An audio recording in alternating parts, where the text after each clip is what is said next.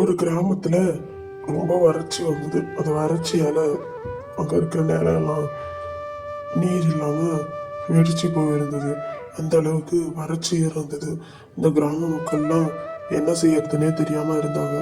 உணவுக்கே ரொம்ப பஞ்சமா இருந்ததுன்னு சொல்லிட்டு எல்லா கிராம மக்களும் ரொம்ப வருத்தமா பேசிட்டு இருந்தாங்க. ஏண்டி வனஜா, இந்த வருஷம் மழை பொழிவே நம்ம கிராமத்துல ரொம்ப கம்மியா இருக்குது. அதனால எங்க பார்த்தாலும் வறட்சியாவே இருக்குது. என்ன பண்றது சரோஜா அப்படின்னு சொல்லிட்டு இந்த ஊர் மக்கள்லாம் பேசிட்டு இருந்தாங்க. எப்படி இந்த வறட்சியை நம்ம சமாளிக்கிறது, உணவுக்கே ரொம்ப பஞ்சமா இருக்குது அப்படின்னு சொல்லிட்டு இந்த கிராம மக்கள்லாம் ரொம்ப வருத்தமா பேசிட்டு இருந்தாங்க. அந்த ஊர்ல ஜமீன்தார் ஒருத்தர் ஏழை குழந்தைங்களுக்குலாம் தினமும் கொழுக்கட்டை கொடுக்கலாம் அப்படின்னு சொல்லிட்டு ஒரு யோசனை வச்சிருந்தாரு. அதன்படியே ஏழை குழந்தைகளுக்கு கொழுக்கட்டெல்லாம் கொடுக்க ஆரம்பிச்சாரு ஜமீன்தார். இந்த வறட்சி காலத்துல நான் எல்லா குழந்தைகளுக்கும் கொழுக்கட்டை கொடுக்கலாம்னு நினைக்கிறேன்.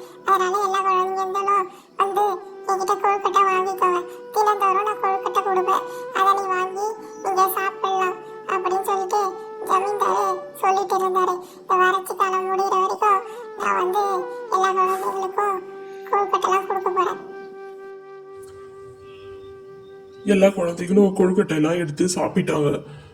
ஆனா அதுல ஒரு பெண் குழந்தை மட்டும் எல்லாரும் எடுத்த பிறகு அமைதியாகவும் பொறுமையாகவும் இந்த கொழுக்கட்டைய எடுக்க ஆரம்பிச்சது.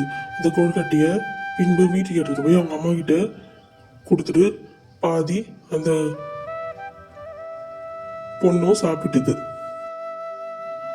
இதெல்லாம் கவனிச்ச ஜமீன்தாரு அந்த பெண்ணு வந்து பொறுமையாகவும் இருக்குது. எல்லா பசங்களும் எடுத்த பிறகு தான் ஒரு கொழுக்கட்டையை எடுத்துகிட்டு போகுது. அவ்வளோ பொறுமை இருக்குது உங்கள் பொண்ணுக்கு அப்படி சொல்லிட்டு ஜமீன்தாரு இந்த பொண்ணை பற்றி பெருமையாக பேசிகிட்டு இருந்தார். எல்லா குழந்தைங்களும் ரொம்ப சண்டை போட்டுட்டு அடிச்சிட்டு பிடிச்சிட்டு எடுத்தாங்க கொழுக்கட்டையை.